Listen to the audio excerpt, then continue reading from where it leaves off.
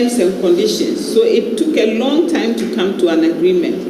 This man will say, I don't want this phrase in this charter part, I don't want this clause, I don't want this and that, and they'll be going back and forth, going back and forth. So eventually they came to a realization that they needed, since chartering was now an established part of shipping, then they needed to have a standardized document.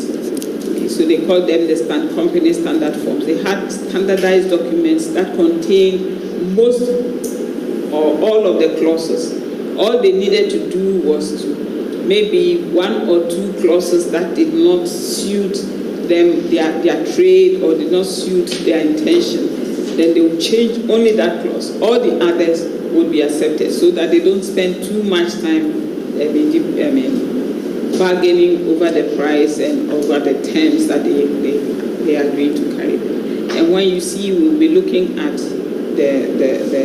some of the standard forms when we're looking at documents, and you see there are so many clauses that they have to agree to. But some of the big companies in those days, the chartering actually bloomed, or it blossomed out of the tanker market. And so they had a lot of the big oil companies like BP, STB, Shell, and Mobil, and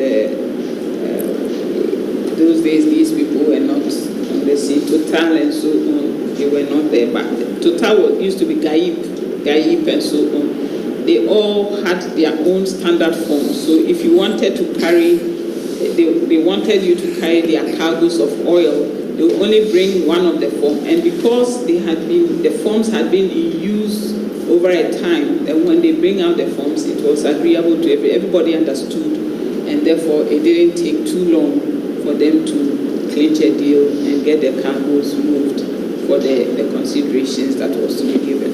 Okay. So the other forms of standard forms were in voyage charters. You have the CO for the shipment of oil, Baltimore for C for grain shipments from the US and Canada, North American grain charter party, North grain would also be used for grain, the American Welsh for tank vessel, voyage charter for tanker shipments, and so on. In time charters, you had the New York Produce Exchange. You had the New York Produce Exchange mainly, that was, but you have other one. Usually you could see which type of charter party it was, because you either see the void or the time in the day.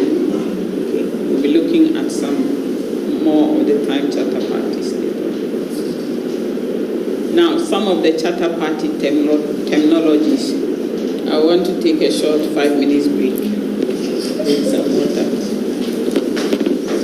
Because he will look at all the costs that he has to bear before he fixes that amount. So if you do not fill the ship with all the 100 tons, you will still have to pay for the remaining 20,000 tons.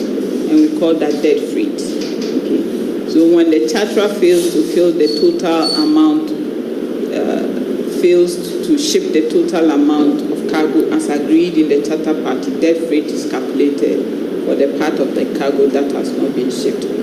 So even though you did not bring the cargo, you still have to pay, because that was the agreement. Otherwise, the ship owner would, if he agrees to ship to that, then it means he has to go back and redo all the calculations and charge you more per ton than he did at first, so that he'll still get the same amount of money. So to cut everything short, all they do is you pay the difference all the same. Okay. So with dead freight, you pay the difference of any cargoes that are not shipped. Then cancelling date. Whenever they agree to a deal, that is the cargo owner, the charterer, and the ship owner would agree to place the ship at the disposal of the charterer at a certain set time. If he fails to do that, then the deal can be cancelled. Okay. So they will state a cancelling date. That is the final date on which the ship must be ready in all respects to to load the cargo. Otherwise, the deal will be called off. Then the off-hire is when a vessel is in time charter. In time charter, the freight, the money that the charterer gives to the ship owner is called hire, because he has hired the ship. Okay, so they call it hire. Sometimes, due to certain problems with the ship, or due to the inability of the ship to perform as it is expected to, then you have what we call off-hire. And off-hire will be when, for example, there's a damage to the ship, and therefore the ship owner has to now maybe take a day or two to repair that damage. Within that time, because they have agreed on a time basis for the payment of the freight, then the vessel will be off-hire. That is, the time will not be counted that the ship owner takes to make good any problem that the charterer finds with the ship. So if the vessel is on a time charter, let's say for 1 year, and for maybe a month, there's a problem with the ship, it means the charterer is not getting access to what he is paying for. And so they would, within that time, they would cancel the deal. It's not called off, but the vessel will not be on hire. And so instead of the 12 months, the vessel would eventually make 13 months. So the time that the vessel is not available for use, the vessel will be off hire.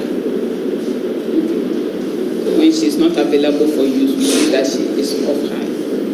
That means when the vessel has already been made available to the charterer, that period, she is not available for you to do whatever you do.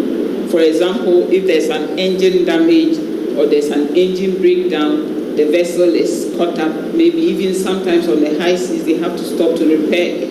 The time within which that repairs went on, the vessel will be off hire. So they'll calculate it. Now, when it comes to especially with time charter, when it comes to compilation of the times, they follow it strictly so that the ship owner does not cheat the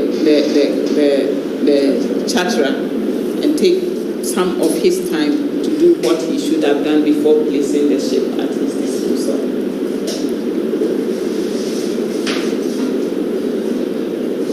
What we call in geographical rotation. When the ship is hired, sometimes the charterer is supposed to take the cargo from, let's say, Dakar in Senegal to Ghana, Tema in Ghana.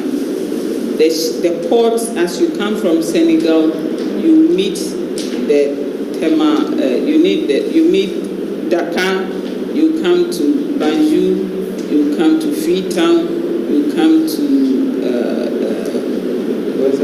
Monrovia, and then Abidjan, Tema, Takoradi, Tema, and so on. So it is in that order. So if you are expected to call all these range of ports, then you are expected to call them as you meet them. When they say in geographical rotation, what it means is that instead of you starting from Dakar, then you come to Abidjan before you go back to Banjul and so on.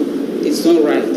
So when you meet the ports in that order, you have to call them in that order. Don't keep going back and forth between them. Otherwise, it's going to lead to a lot of fuel costs and others. So we say in geographical rotation, that is, you call the ports as you meet them. You don't go back and forth. You don't make detours, which will add extra costs to the ship owner. And then the charterer must make sure he assigns a vessel to a port where the vessel will be safely afloat. There are some ports where when you go to, especially in those days before they brought in locks, there were some ports, if you go to, at low tide, the vessel will sit on the seabed because the tide is so low, so the vessel will ground. Not that she will sustain any damage except if there are there's a lot of tide and also maybe rough weather, then she can sustain damage, but she will touch the bottom. So what they used to stipulate in the charter parties is that the vessel must always be safely afloat. That means if you are choosing ports, it shouldn't be a port where at some point in the time the vessel is in the port that she will drown, and then when the high tide comes she will lift again. No, she must always be floating. So it used to be a provision that they stipulated in